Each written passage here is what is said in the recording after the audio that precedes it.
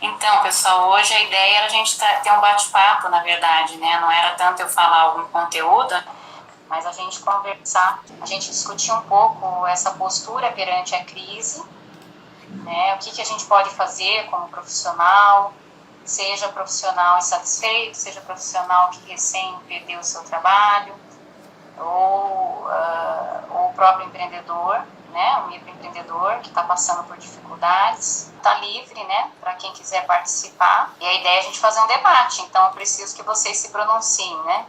Qual que é a situação aí de cada um, né, nessa quarentena ou nessa reabertura, né, na verdade, né, de mercado que está havendo aí por todo o país. Recentemente, enquanto vocês vão se pronunciando, né, eu tive acesso aí a um material que um amigo indicou, que na verdade ele explica um pouco mais sobre metodologias de enfrentamento, né, social de crises, e eu achei bem interessante um deles, né, que é uma teoria da teoria U, não sei se vocês já tiveram acesso a essa teoria,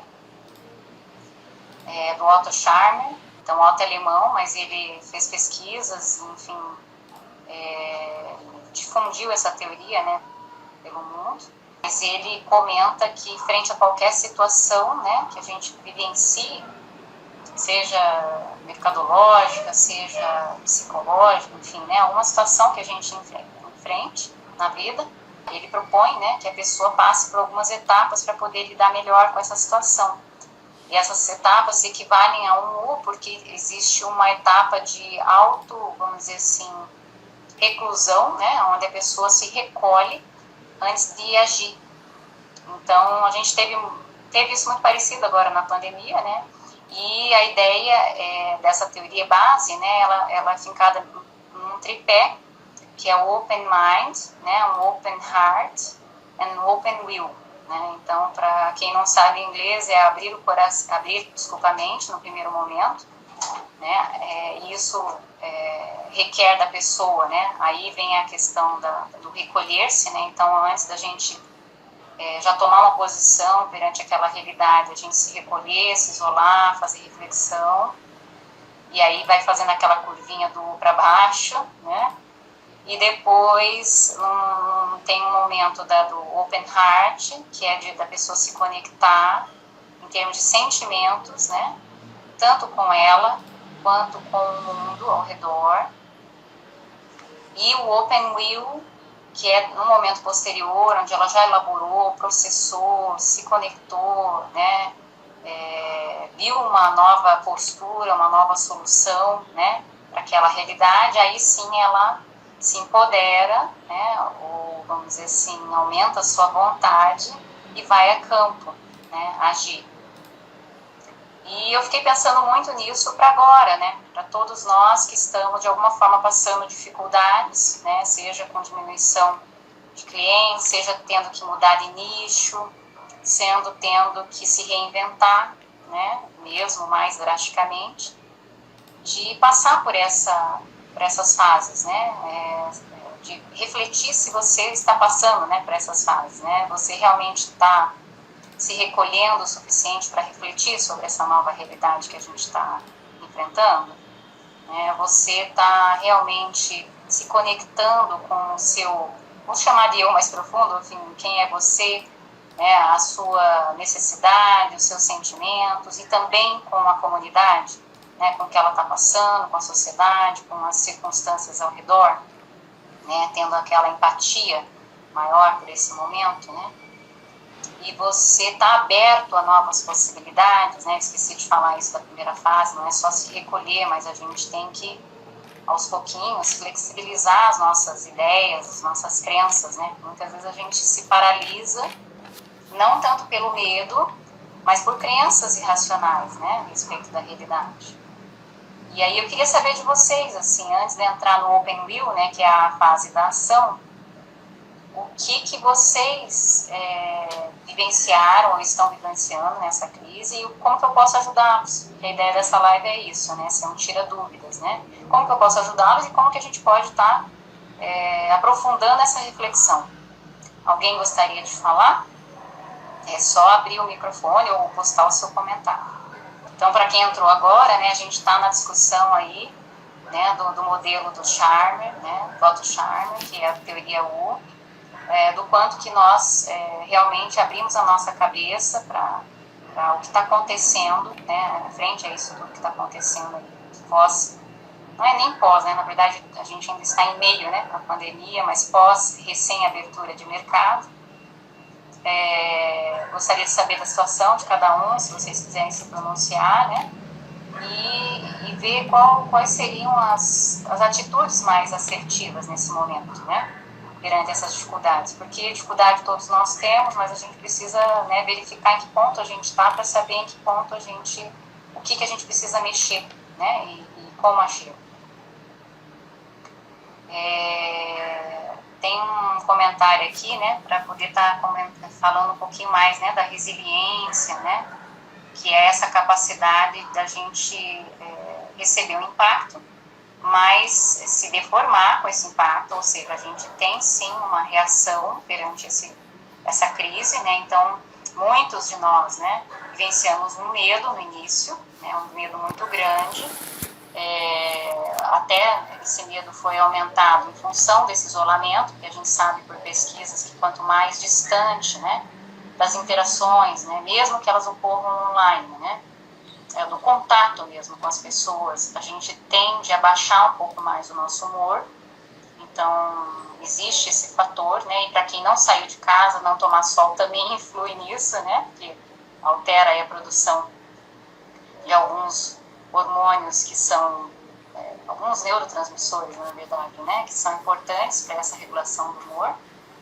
Mas enfim, a ideia dessa questão da resiliência, a gente saber que a gente tem sim, sofre com o impacto, né, da crise, do que está acontecendo ao nosso redor, mas é importante a gente retomar esse equilíbrio, né, e o que a gente precisa fazer para retomar esse equilíbrio? Eu fiquei pensando muito, assim, num exemplo próximo, né, que eu tive, que é essa questão que eu estava falando, né, muitos de nós tivemos medo, alguns paralisaram, e outros ficaram ansiosos. Então, se meteram a fazer um monte de coisa para poder passar o medo, né? Quer dizer, para não sentir o medo, né? E aí, nenhuma das atitudes é boa, né? Porque uma, você fica refém dele, né? Paralisar, você deixa ele tomar conta.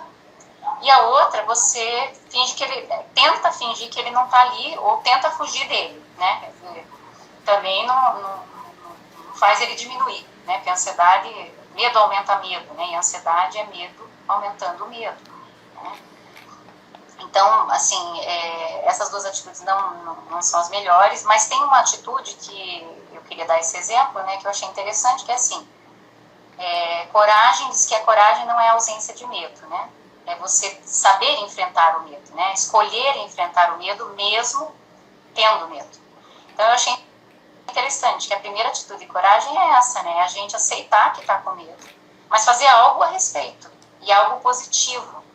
Então, se é medo, por exemplo, de perder o emprego, medo de não ter trabalho, medo de não conseguir garantir a sua sobrevivência da sua família, então vamos atrás de soluções para esse medo, né? Não adianta a gente ficar só fazendo meditação, respiração, né? Acalmando, né, o espírito, tentando, né, acalmar o espírito com essas técnicas, porque essas técnicas são importantes, são efetivas, mas durante um curto espaço de tempo, porque a mente continua com a problemática.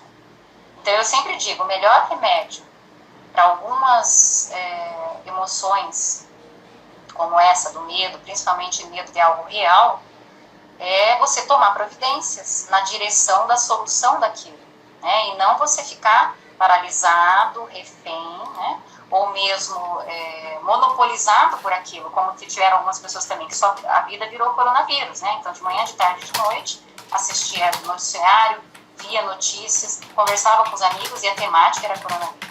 Por um tempo, isso é normal, porque está sendo um retrato da realidade que a gente está vivendo, né? Então, não dá para ignorar essa realidade. Por outro lado, quando passa, né, de um certo limite, isso indica que a gente está um pouco obcecado com aquela situação, né? Então está na hora de refrescar a mente. Aí vem essa ideia do open mind, né? Quer dizer, está na hora de ver outras coisas. E aí, eu não sei se vocês também passaram por isso, mas devem ter passado, houve a enxurrada de cursos pela internet, né? Então, começou a aparecer cursos de tudo quanto é tipo para a gente fazer. Nossa, que coisa boa. Então, no primeiro momento, essa pessoa que está tentando fugir da ansiedade, ela procura, se inscreve em todos os cursos, ela não vê nem a temática, não vê se tem tempo para executar tudo aquilo, mas ela se inscreve. Se ela estava, né, no caso, esse exemplo é de uma pessoa que estava reclusa, não estava trabalhando, porque a gente tem profissionais que estavam mantendo as suas atividades independente da pandemia, né?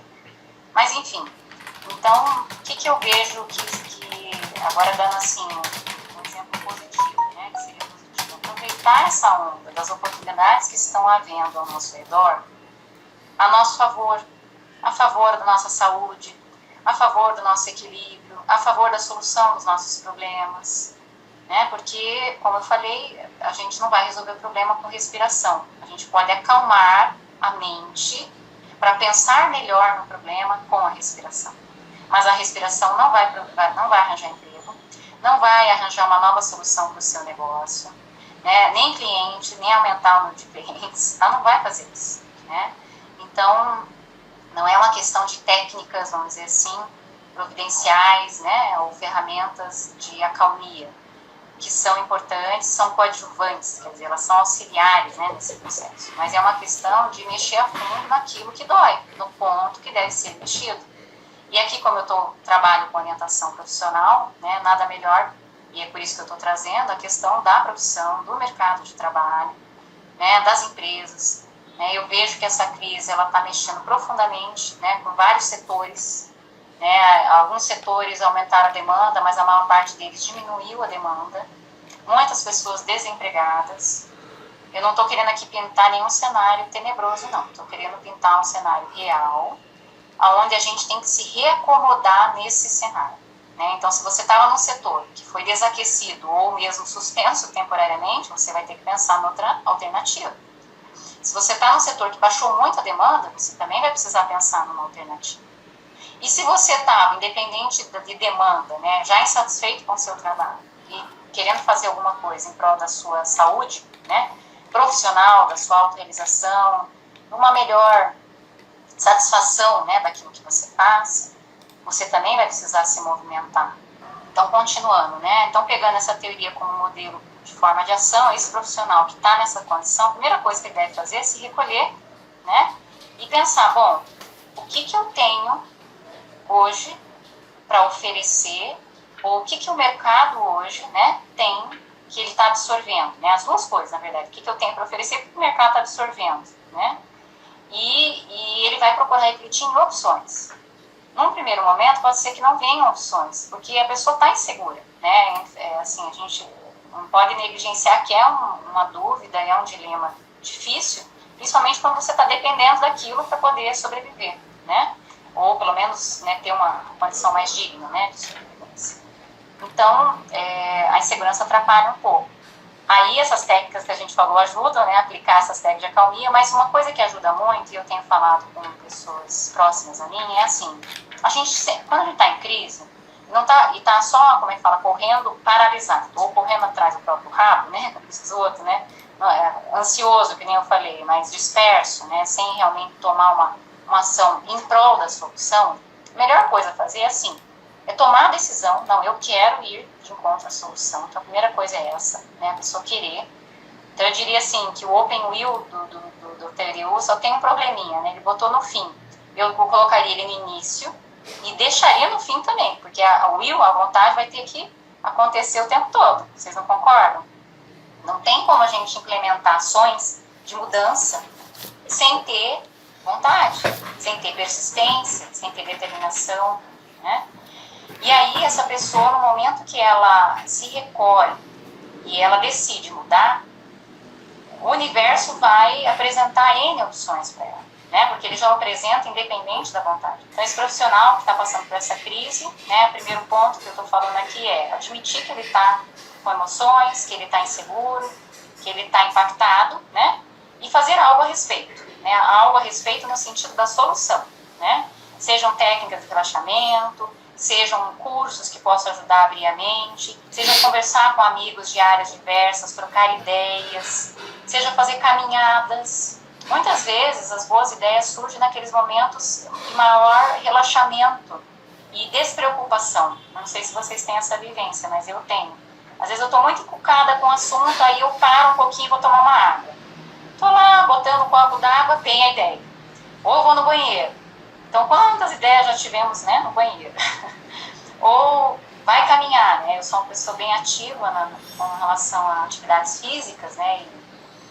E eu sempre procuro, assim, refletir, né, na caminhada, enfim, olhar o mundo ao redor. E geralmente é um momento onde eu tenho boas ideias. Eba, temos um amigo participando. Melhorou. Eba. Então, gente, para quem não conhece, esse é uma cabeça. O Alexandre Melo, ele é eu vou chamar de intelectual do século XXI, mas é assim, só para fazer propaganda, né? Só para fazer. Só para levar moral, né? Não, mas ele é um estudioso afinco aí da área do meio ambiente, de projetos e políticas comunitárias. Ele entende de marketing, entende de tecnologia, só para apresentar um pouquinho, né? Você aí para o público. Mas, enfim, entra aí para a discussão, Melo. Pode interromper, vamos como é que fala? Aquecer essa discussão, esse debate. Então, tem uma coisa curiosa, que você estava falando da teoria U, né? Isso. E é curioso porque, normalmente, a pessoa que está em crise, ela faz analogia como se fosse o fundo do poço. Isso. Então, o fundo do poço, o que a pessoa quer? Quer subir, né? Ela quer sair dali, ela quer ir para um outro patamar. Uhum. Mas a teoria U, ela dá uma desmistificada nessa questão, porque o primeiro momento da teoria U, ele ainda afunda mais, certo? É um U, né? É um movimento para baixo, para depois você ter uma mudança e para depois você ter uma saída. Isso é curioso questionar, né? Porque é uma abordagem diferente, né? Então a gente está diante de uma crise e às vezes a gente não está percebendo a situação. Essa descida na primeira perna do U, que ele chama do sensing, né? Que é você sensibilizar para a questão, é justamente a pessoa entender a situação, não só intelectualmente, entender intelectualmente, mas entender também as suas emoções, né? E entender também o seu propósito. Uhum. Quando ela começa a entender isso, ou melhor, conectar as pontas, uma das características é que ela para de ser falsa consigo mesma. E é uma precondição para você sair da crise, né? É você realmente entender. Às vezes a pessoa está na crise, mas ela é um gatilho que foi disparado, às vezes é externo, mas se isso está amplificado dentro dela, tem alguma componente dentro dela que precisa de um ajuste. E o interessante é que, logo que ela consegue passar por esse período de sensing, né, que ele chama da sensibilização, e do presencing, que é um outro termo que ele usa também nessa teoria, quando você vivencia a situação, você começa a desbloquear a criatividade. E se você estiver em grupo, você desbloqueia a criatividade em grupo. Bacana. E aí isso faz a inflexão da curva. E a pessoa acha que ela está sozinha, e não está, porque as mudanças, nesse momento agora, principalmente, estão varrendo. É difícil dizer que não teve uma pessoa afetada. Né? Ou ela é afetada como prestador de serviço, ou ela é afetada como consumidor, ou como um amigo que morreu. Então todo mundo é afetado. É difícil dizer que não está sendo afetado, né? Com certeza. Eu acho que são intensidades e níveis, né, de impacto, né? Mas o impacto existe em todos os setores. Isso e no mundo, né, Melo? Porque você vê, é uma pandemia que atingiu o mundo, né? Não foi só o Brasil. Então esse impacto é global. E é engraçado que quando a gente pensa em adaptação e resiliência, e pensa também em homeostase, que é um termo emprestado da área de saúde, a gente pensa em homeostase, a gente pensa em voltar ao patamar, né, anterior, né? Mas que patamar é esse? Que normal é esse para o qual a gente quer voltar, se muitas vezes era um normal que não tinha propósito, é um normal que era gerador de insatisfação, a pessoa às vezes estava numa bolha e não tinha se percebido disso.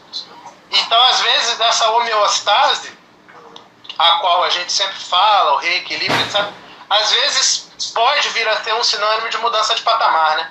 Aí que tá, cada um tem que entender isso melhor, aprofundar. A razão de ser de um coach como esse é por aí, né, Thaís? É isso aí, eu acho que é por aí mesmo que você está falando. Trazer essa reflexão, porque às vezes a pessoa quer voltar ao dela, ao normal dela, mas o normal dela já não existe mais.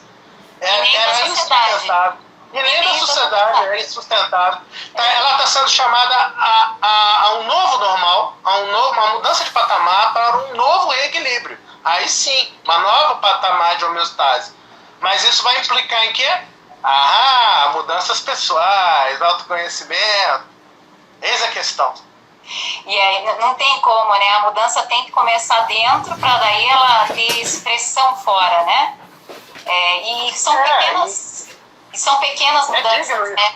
É digno que a pessoa assuma a mudança. É digno. É educativo, é didático isso daí. Tá? Agora, o medo da mudança, ele repercute, você estava falando em medo, eu vou dar um dado aqui, o medo, ele baixa o sistema imunológico das pessoas, a ansiedade também. Então a pessoa se prejudica 2 vezes, né? 2 vezes, exatamente. Não só prejudica, né, nubila o pensamento, quanto a saúde, né? A saúde. Não, e outra, ele quando é crônico, né, Mela, ele se torna um problema maior, né? Ele pode virar uma fobia, ele pode virar um estresse, e isso desorganizar o organismo inteiro, né, da pessoa.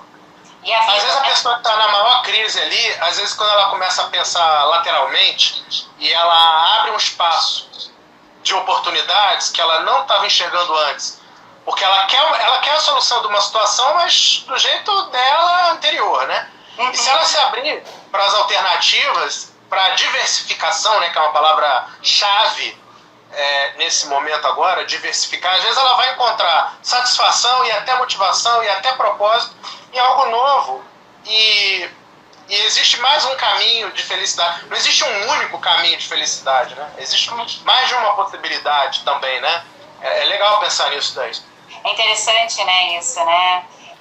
Quando se abre, por isso que a abertura open mind, né, que ele fala, é muito interessante, né? Porque eu acho que assim, quando você realmente decide que você quer fazer algo a respeito, já começou aí a mudança. Por isso que eu acho que o open will no começo, né? Primeiro você tem que fortalecer, a tua decisão, ela é imperativa.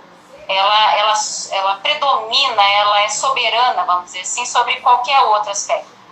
E ela vai desencadear os outros aspectos. Aí ela vai no open mind, quer dizer, aí ela vai dizer, não, peraí, eu quero uma solução, mas eu não sei qual é. Então vamos abrir a mente, né? Vamos pesquisar aí as possibilidades, não é verdade?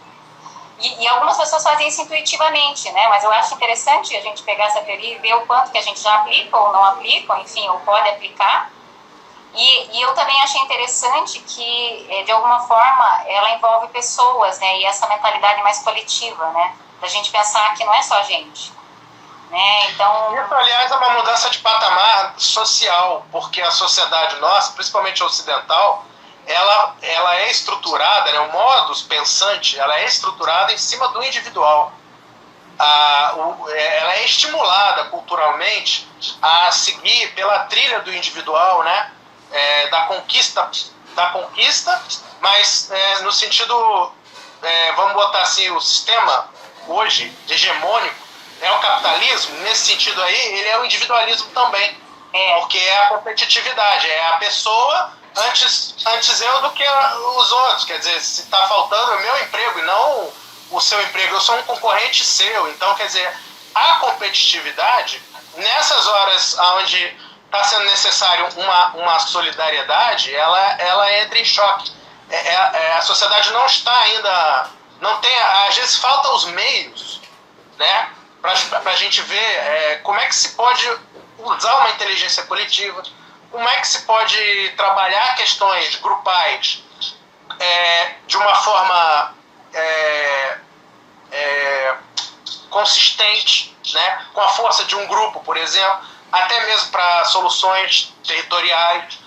E há uma força incrível nisso daí, até política, até econômica, em grupos, entendeu? Só que as pessoas, elas não...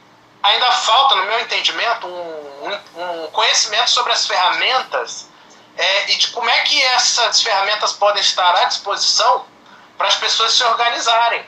E aí elas se organizando, aquilo que era uma fraqueza individual, no âmbito da organização e do norte mais coletivo, se torna uma força tremenda.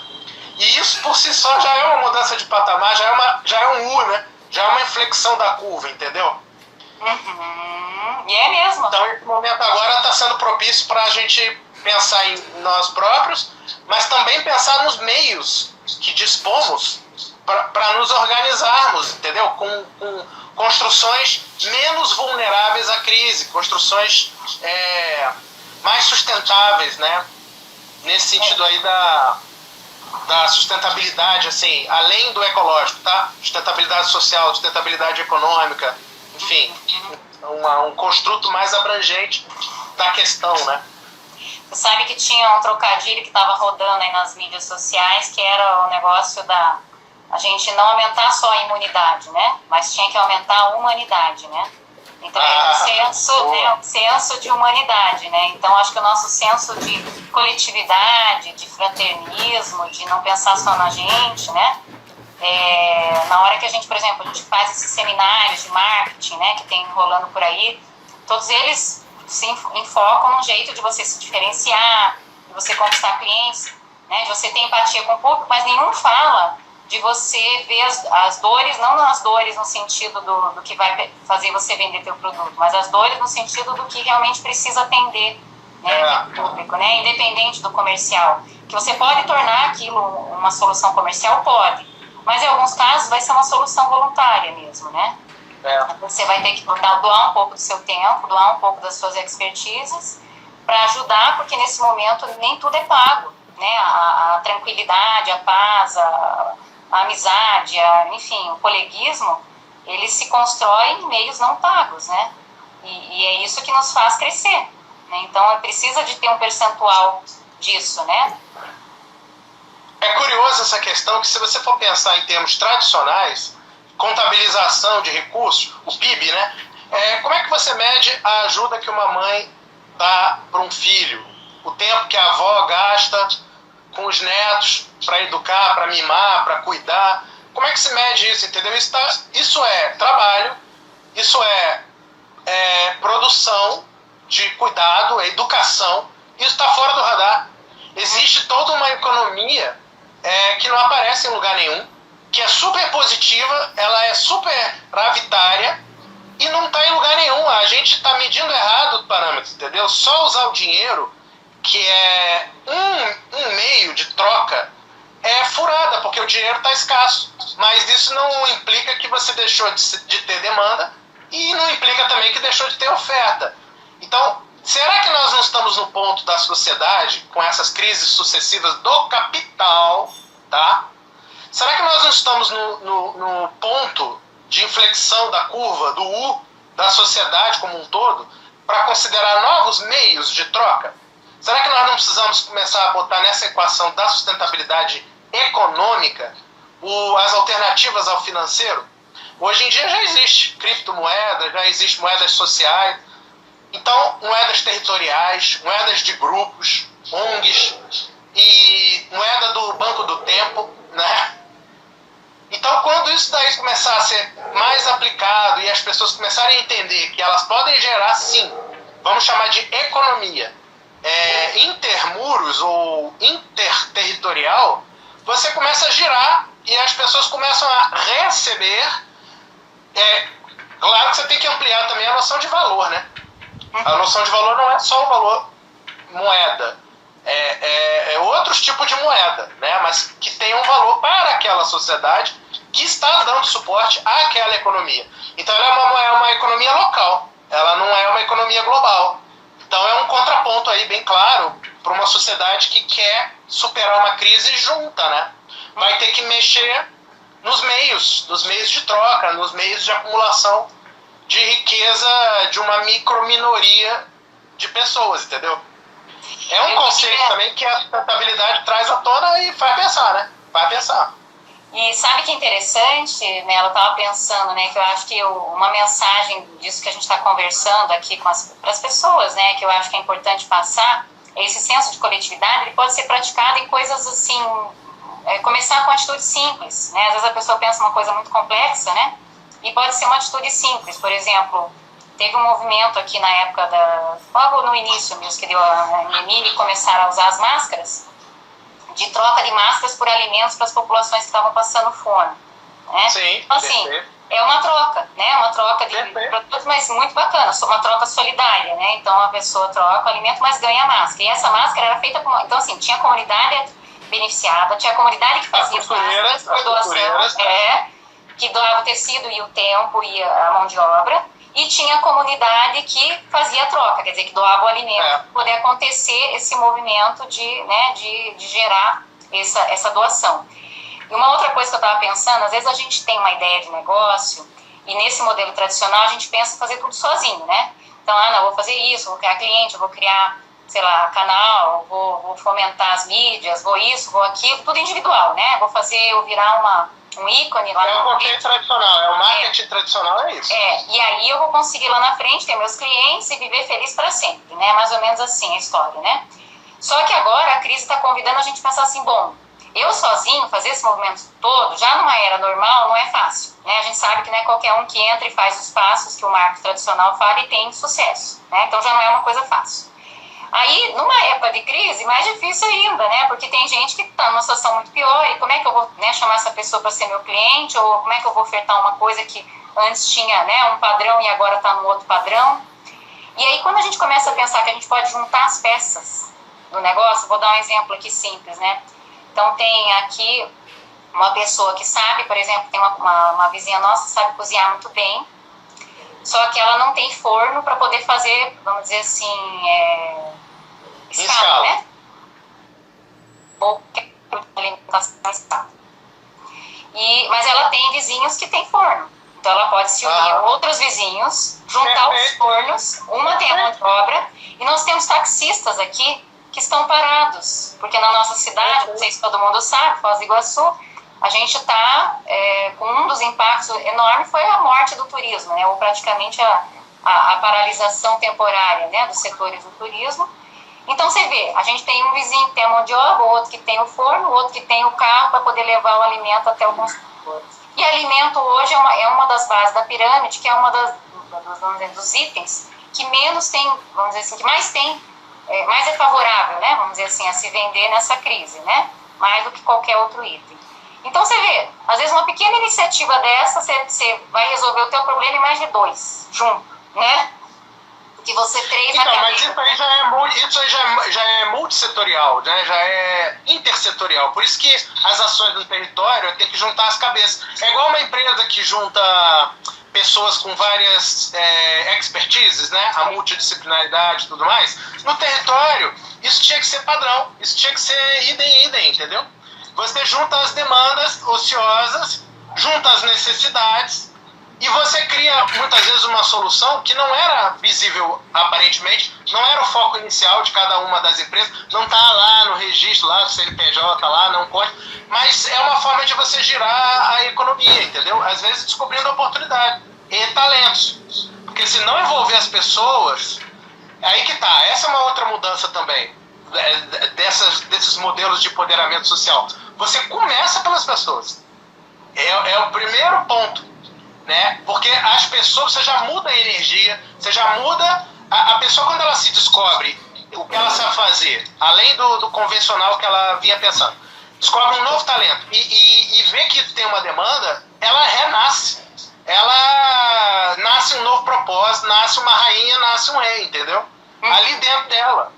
Porque a desesperança é a pior coisa que tem, né? Doença mental e daí pra lá. Não quero nem comentar. Mas a desesperança é um problema. Então a pessoa... Inclusive, Melo, só para complementar, né, a psicologia positiva, né, que é essa onda, né, a última da psicologia, ela vem trazendo exatamente isso, né, que pra gente poder ter mais felicidade na vida, ao contrário do que muitos pensam, que não é só a felicidade não é ter momentos de prazer, embora os momentos de prazer façam parte da receita da felicidade, né? Então atividades prazerosas e fazer coisas que gostam. Mas um dos itens mais sérios que saem nas pesquisas e que eu vejo na prática com as pessoas é o sentido de vida. que é o que você estava falando. Então, assim, uma pessoa sem sentido de vida, ela pode fazer tudo certo, mas ela fica vazia de sentido. E aí a vida, ela não tem aquele gosto que teria para aquela pessoa, né, como se ela tivesse um sentido. Né?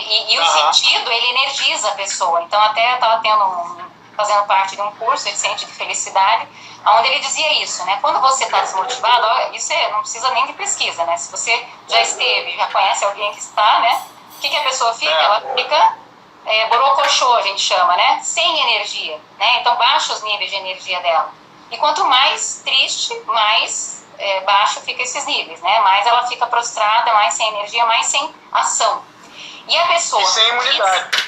E a pessoa feliz e motivada, né? Que ela tem um norte, ela tem um objetivo, ela tem um motivo para poder fazer as coisas. Não é só um objetivo. O sentido é um motivo, né? Porque ela pode até ter objetivos, mas se esses objetivos não estão alinhados com seus valores, né? Com aquilo que é importante para ela e também para as pessoas. Então, isso é um outro conceito também que está surgindo aí recente, né? Da psicologia positiva, que eu achei interessante, é que sentido de vida não é mais uma coisa que é só boa pra gente. É uma coisa que é boa pra gente, mas que de alguma forma tem impacto nos outros. Né? Então, quando, por exemplo, eu estou executando meus talentos, mas meus talentos em prol de outras pessoas, isso faz sentido. Né? Não faz sentido só, né? Tipo assim, eu ser uma exímia bailarina pra mim mesma, que faz sentido, né? Ninguém tá vendo, ninguém tá curtindo, eu também não tô curtindo, porque a satisfação dos outros me satisfaz, né?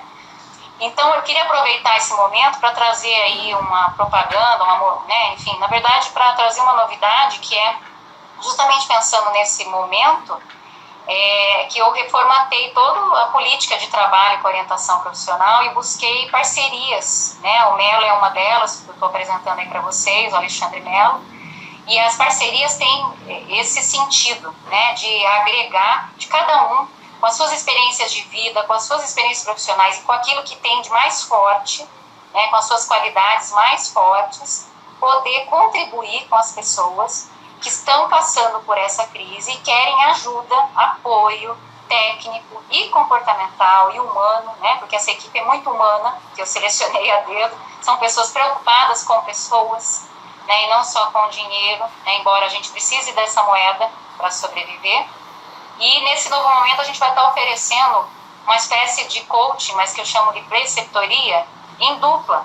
Então a pessoa vai poder, a partir de, assim, pagando uma sessão ou mais, quantas ela quiser, ter assessoria em dupla e ter assessorias especializadas no problema que ela tem. Então eu procurei reunir pessoas de várias áreas para que justamente atenda as várias demandas. Né? Então a ideia é unir as forças para a gente cada vez mais poder atender essas demandas, tá? E um outro projeto que eu quero lançar é do Adota um Amigo, que é assim, se você está sem grana total, mas tem um amigo que tem condição de pagar, né, ou de contribuir de alguma forma com esses serviços, né, você pode também pedir, ou até esse amigo, se estiver assistindo nessa live, depois vendo as nossas redes sociais, né, tem o Facebook, Orientação Profissional EAD, enfim, em breve a gente vai estar, eu pretendo abrir outros canais, mas enfim, se quiser ter, né, essa solidariedade, também é possível. Né? Então a gente está entrando com tudo nesse novo momento, aplicando a teoria, não só a teoria U, né, mas um pouquinho da solidariedade da humanidade que nós temos dentro da gente, para poder ajudar quem estiver passando, né, por dificuldades, ou mesmo precise de algum auxílio pontual, né, em alguma dessas áreas dessa equipe. E eu acho que isso vai ser uma inovação, né, porque a gente vai poder somar muito mais e ter muito mais olhares, né, e muito mais soluções.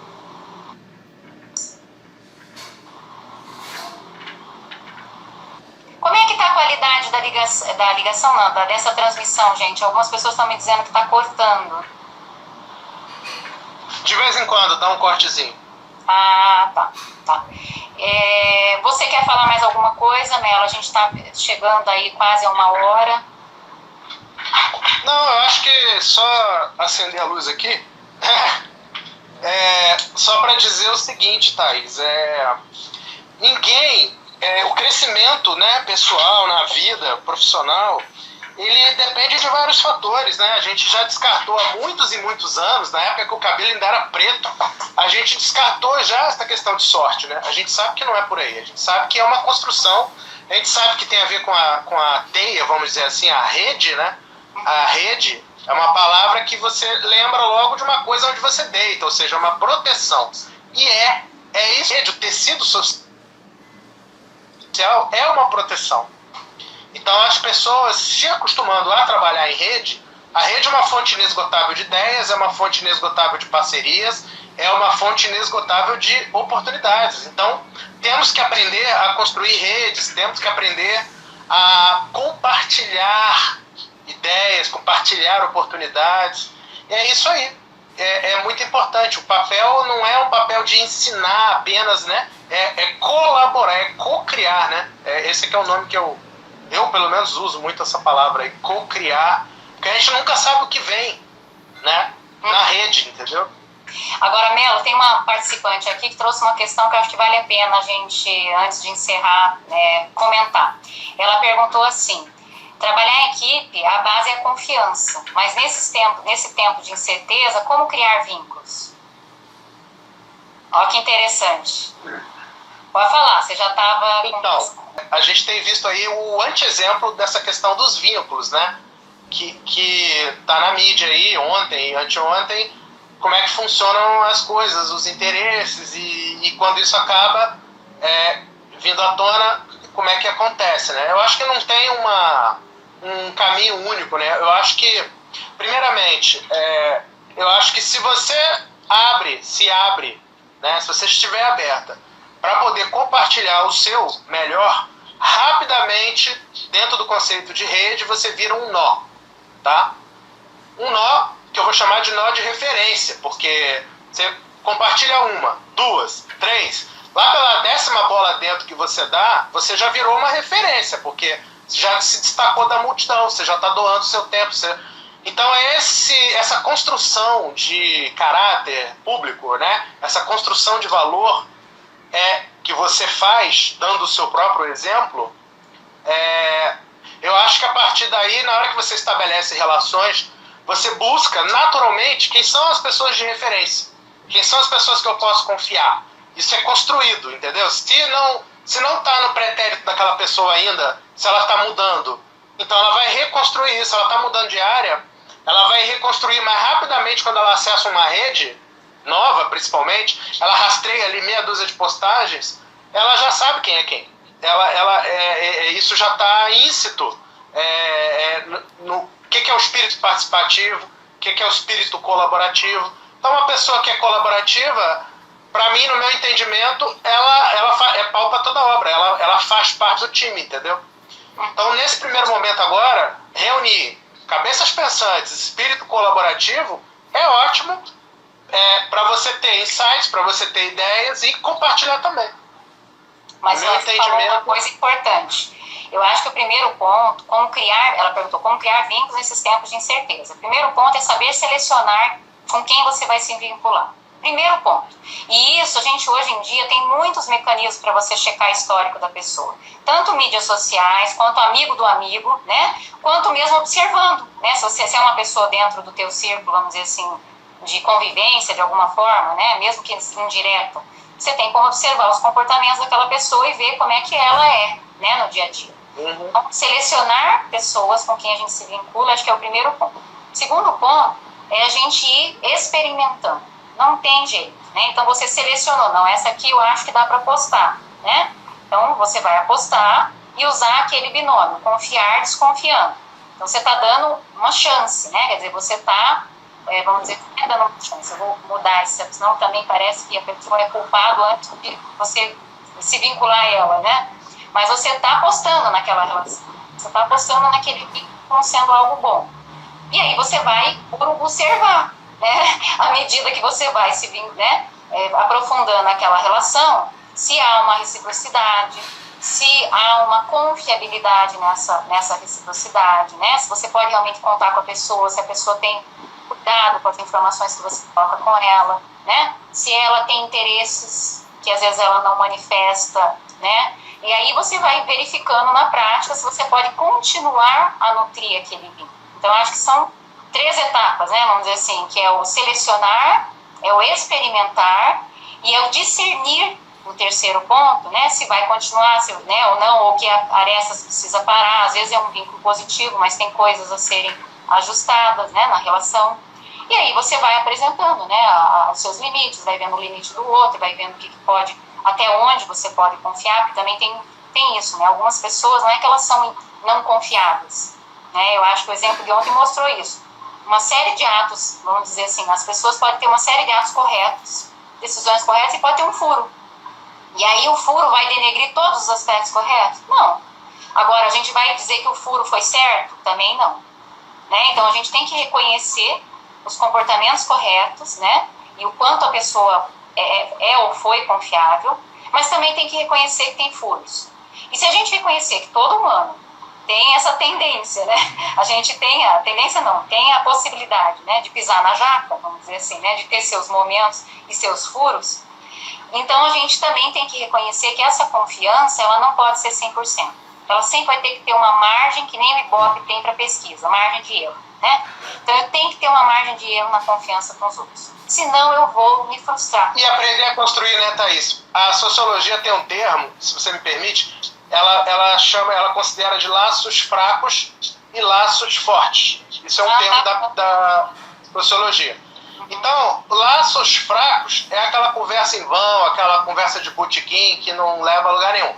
A gente não estabelece laços fortes com qualquer um. A gente estabelece laços fracos, né, na média. Mas com alguns, a gente consegue estabelecer laços fortes. Isso não é uma questão de sangue, isso é uma questão de valores, de sintonia.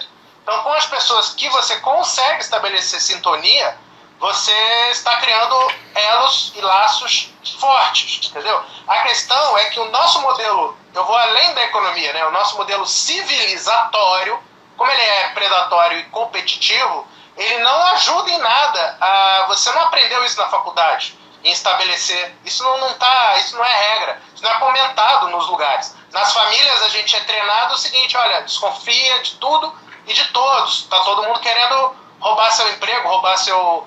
Né? É o que a Thaís falou, confia desconfiando.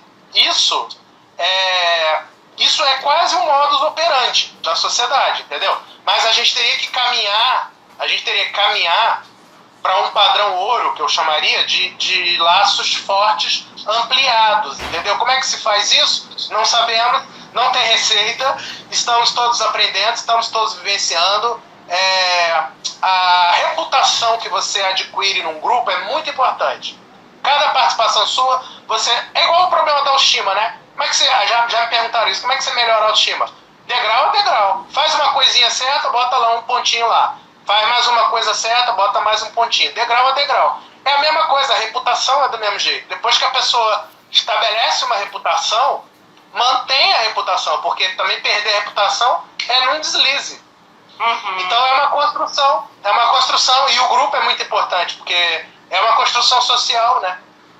Um valida o outro, né? Exatamente. É muito legal isso. Tanto tem a autovalidação, que é o caráter, né? Que a gente, que nem você falou. Ética, né? O caráter, né? Você constrói, você precisa ter uma base benévola, né? Não dá para você se construir numa base malévola, quer dizer, numa base mal intencionada ou só pensando em você, egoísta, né? Aí ela realmente não vai ser o vínculo, ele exige, eu sempre falo, eu dei aula de psicologia, né, para quem não sabe, eu sou psicóloga de formação, e eu dava aula sobre isso, né, a gente tem o vínculo apego seguro, apego inseguro, enfim, ambivalente, outros tipos, né, mas o que significa isso? A forma como a gente se vincula com as pessoas tem a ver com a nossa história de vínculos também, né, os referenciais que nós tivemos de vínculo, mas também tem a ver com como a gente trabalha essa história no presente, né? Porque a gente pode ter tido uma história ruim, referências ruins, mas construir vínculos positivos, né? Por exemplo, essa coisa me fugiu aqui a palavra, que é... tem hora que dá um branco, né? Mas só vou retomar o que você estava falando para poder ver se eu retomo o pensamento, né? Que a gente vai construindo pouco a pouco a autoestima, né? E essa coisa dos vínculos e vai aprofundando. E tem uma coisa que ajuda muito, né? É que os vínculos são recíprocos. Então não tem como a gente alimentar um vínculo sem se doar para ele. Então, assim, inevitavelmente nos vínculos a gente vai ter que se arriscar. A palavra é essa, né? Você vai ter que se arriscar, né? Mas arriscar com esse olhar mais racional, com esse olhar mais ponderado, né?